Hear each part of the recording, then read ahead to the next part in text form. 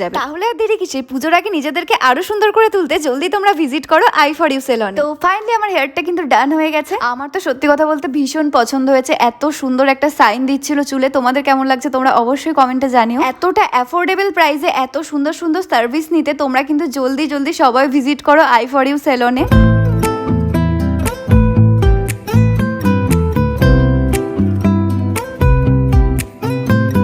হেয়ারটা যেহেতু নিচের দিক থেকে অনেকটাই ড্যামেজ হয়ে গেছিল, সে কারণে ভাবলাম চলো নিচের দিকের হেয়ারটা একটু কাট করে নেওয়া যায়। খুব একটা বেশি ছোট করবো না, আসলে আমি লং হেয়ারই ভালোবাসি, তো হালকা করে দেখতেই পাচ্ছ এখানে কাটিং করা হচ্ছিল। কাটিং করার পর হেয়ারটা কেমন লাগছে তোমরা কিন্তু অবশ্যই কমেন্টে জানিও। ভেবেছিলাম হেয়ার কালারও করাবো, বাট আমার হেয়ারটা যেহেতু একটু ড্যামেজ হয়ে গেছে আর নিচ দিকটা যেহেতু কালার করাই আছে, সেই কারণে আর কালারটা করালাম না। তবে হ্যাঁ, ট্রিটমেন্টটা নেওয়ার পর হেয়ারটা আগে থেকে কতটা বেটার হয়েছে সেটা আশা করছি তোমরা বুঝতেই পারছো। অফারটা কিন্তু ভীষণই লিমিটেড টাইমের জন্য চলছে, তাই নিজেদের স্লট বুকিং করতে জলদি স্ক্রিনে দেওয়া নাম্বারে কন্ট্যাক্ট করো। कैसा लगा मैम? बहुत अच्छा।